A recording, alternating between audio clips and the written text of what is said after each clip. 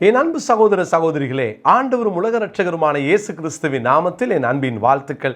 கர்த்தர் உங்கள் ஒவ்வொருவரையும் ஆசீர்வதிப்பாராக. கிருபையும் சமாதானமும் நம் அனைவரோடும் கூட இருப்பதாக. மத்தேயு 1:23, அவன் இதோ ஒரு கன்னிகை கர்ப்பவதியாகி ஒரு குமாரனை பெறுவாள், அவருக்கு இம்மானுவேல் என்று பெயரிடுவார்கள் என்று சொன்னான். இம்மானுவேல் என்பதற்கு தேவன் நம்மோடு இருக்கிறார் என்று அர்த்தமாம். எனக்கு அருமையான தேவனுடைய பிள்ளைகளே, ஆண்டவர் நம்ம கூட இருக்கிற தேவன். இந்த வசனத்தில் வாசிக்கிறோம், நம்ம கூட அவர் இருக்கிறார், இருக்க விரும்புகிறார். இந்த மகிமையான அனுபவம் நமக்கு எவ்வளவு நாம் பாக்கியவான்கள் பாக்கியவதிகள் என்பதை உணர்த்துகிறது. அவர் நம்மோடு இருக்க விரும்புகிறார். அவர் கூட இருக்கணும்னா என்ன செய்யணும் என்பதை நம்ம கற்றுக்கொண்டு வருகிறோம்.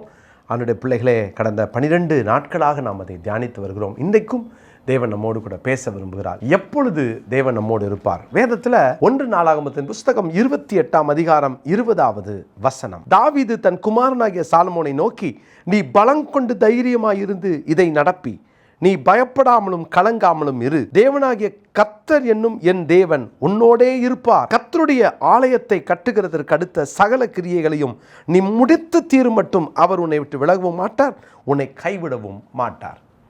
ரொம்ப அழகாய் தாவீது தன் குமாரனாகிய சாலமோனுக்கு சொல்லுகிறார், நீ பலம் கொண்டு தைரியமாயிருந்து இதை நடப்பி, நீ பயப்படாமலும் கலங்காமலும் இரு. தேவனாகிய கர்த்தர் என்னும் என் தேவன் உன்னோட இருப்பார். எதற்காக? ஆலயத்துக்கு அடுத்த காரியத்தில் கவனம் செலுத்து. இதை நடப்பி, எதை நடப்பிக்கணும்? ஆலயத்தை கட்டு, தேவன் நான் உன்னோடு இருப்பேன் என்று சொல்லுகிறார். ஆலயத்தை கட்டுங்கள், தேவன் உங்களோடு இருப்பார்.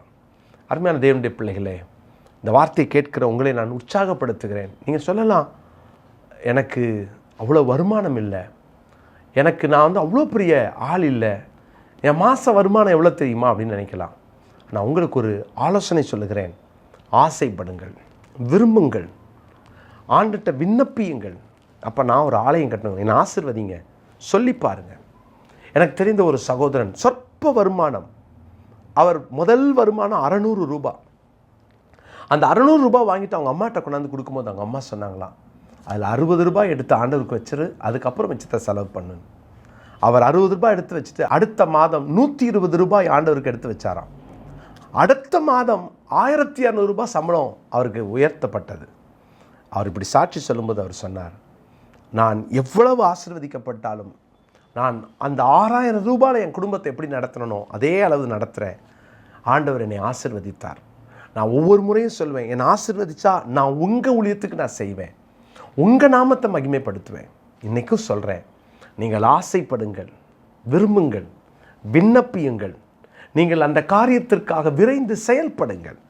நீங்கள் ஆசைப்பட்டுட்டே உட்கார்றது மாத்திரம் அல்ல, நீங்கள் ஒரு சின்ன இன்வெஸ்ட்மெண்ட் ஆண்டவருடைய ஆலயத்தை கட்டுவதற்குன்னு சொல்லி எடுத்து வைத்து பாருங்கள். நான் உங்களுக்கு சேலஞ்ச் பண்ணுறேன். கர்த்தருடைய பிள்ளைகளே, ஆண்டவர் எவ்வளோ நல்லவர் தெரியுமா? நம்ம இன்றைக்கி 23 ஆலயத்தை முடித்துட்டோம். 7 ஆலயங்கள் கன்ஸ்ட்ரக்ஷன் ஒர்க் நடந்துக்கிட்டு இருக்கு. ஆச்சரியமாக இருக்கிறது. எப்படி முடியும், எப்படி நடக்கும்? இது என்னால் ஆனதா? நிச்சயமாக சொல்கிறேன், கர்த்தர் செய்தார். நம்ம ஜெபிக்கிறோம், ஆண்டவர் நாங்கள் 100 ஆலயத்தை கட்டணும்னு நாங்கள் ஆசைப்படுறோம். ஆண்டவர் 2024 வருஷத்தில் நாங்கள் அடுத்த ஒரு 25 ஆலயத்தை கட்டிடணும்னு நாங்கள் ஆசைப்படுறோம். நடக்குமா? கையில் காசெல்லாம் கிடையாது. ஆனால் ஒன்று, விரும்பி ஜெபித்து செயல்பட ஆரம்பித்தால் கர்த்தர் செய். ஒரு ஆலயத்தை கட்டி முடிச்சுட்டு பிரதிஷ்டை பண்ண உடனே பார்த்தீங்கன்னா அந்த நாளுக்குள்ளாக யாரோ ஒருவர், ஐயா நானும் அந்த ஆலயத்துக்காக இன்வெஸ்ட் பண்ணுறேன்னு சொல்லிட்டு தங்களால் முடிந்த பணத்தை அவர்கள் செலுத்துவார்கள்.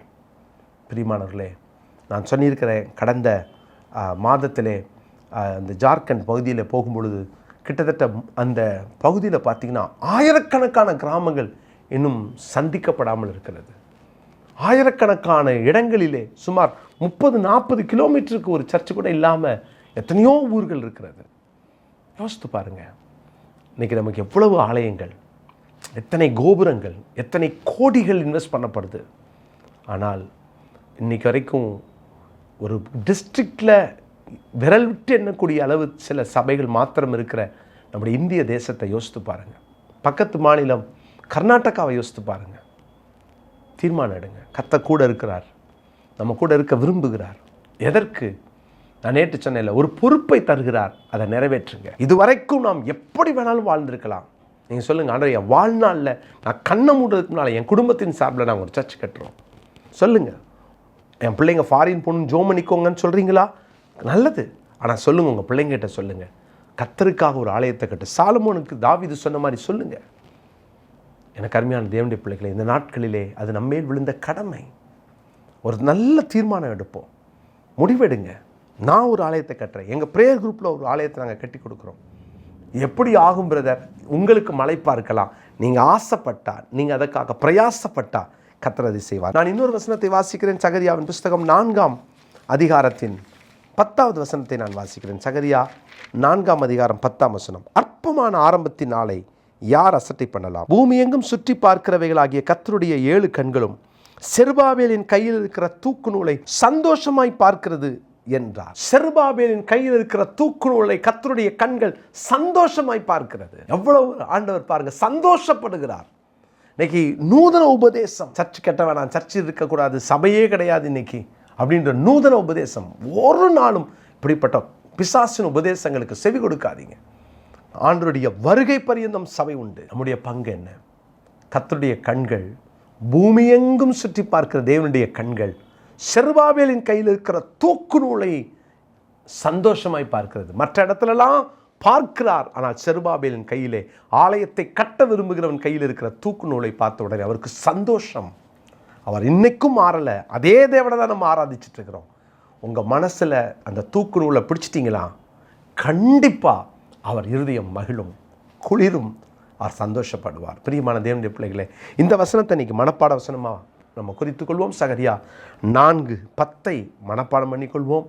கர்த்தருடைய ஆலயத்தை கட்டுங்க.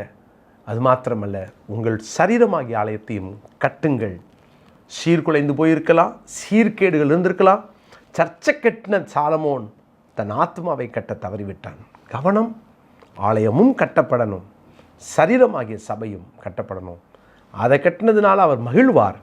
ஆனால் நான் என் சரீரமாகிய ஆலயத்தை இடித்தால் அவர் துக்கப்படுவார், என்னை விட்டு விலகி விடுவார்.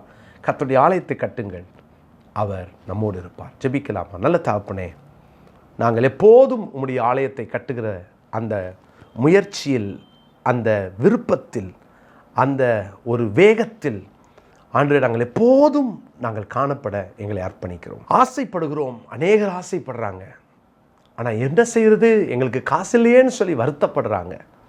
அப்படி ஆசைப்படுகிற ஒவ்வொருவருக்கும் ஆண்டவரே நீர் வாய்ப்பை தாரும். ஆண்டவருடைய பிள்ளைகள் உமக்காக ஆலயங்களை கட்டட்டும். எல்லாவற்றுக்கும் மேலாக சரீரமாகிய ஆலயத்தையும் கட்டட்டும். அதையும் கட்ட தங்கள் கைகளில் தூக்கு நூலை பிடிக்க கிருபை தாரும். எங்கள் நிமித்தம் நீங்கள் சந்தோஷப்படணும், நீங்கள் எங்கள் கூட இருக்கணும். இம்மானுவேல், எங்களோடு இருக்கிற தேவனுக்கு நாங்கள் ஸ்தோத்திரங்களையும் துதிகளையும் நன்றிகளையும் ஏறெடுக்கிறோம். இயேசுவின் மூலம் ஜெபிக்கிறோம் பிதாவே, ஆமென்.